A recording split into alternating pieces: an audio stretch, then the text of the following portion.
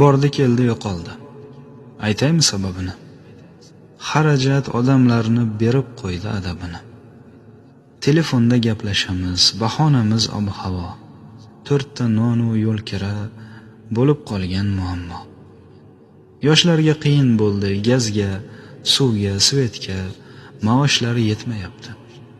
Yer solig'i, axlatga.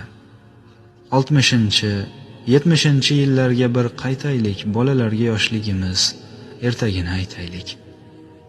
Eshigimiz taqillatib to'la yo'q edi. Hamma ish bilan ovora, qornimiz ham to'q edi. Obkash degan narsaga chelaklarni ilardik. Quduqdan suv tashib kelib, idishni to'ldirardik.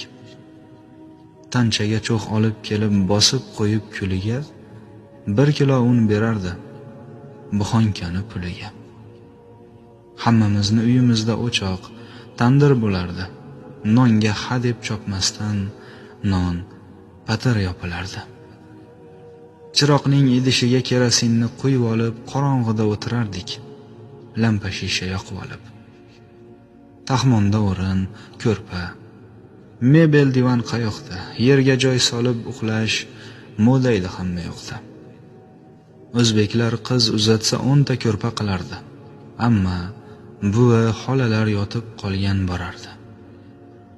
Televizor deganlari boynikida bo'lardi. Kino boshlanib qolsa, mahalla jam ko'rardi. Qozonda suv isitib, kirni qo'lda yuvardik. Vanna, hammom bo'lmagan. Sovuq suvda chayardik.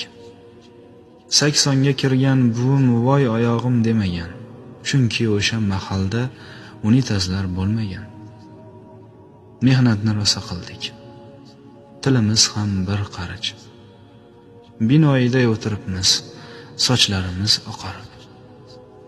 Endi birorta uyni tandiri, o'chog'i yo'q. Hamma narsa avtomat. Hamma kasal, sog'i yo'q. Mehr ko'zda, yaqinlarni ko'zingiz bilan ko'ringlar.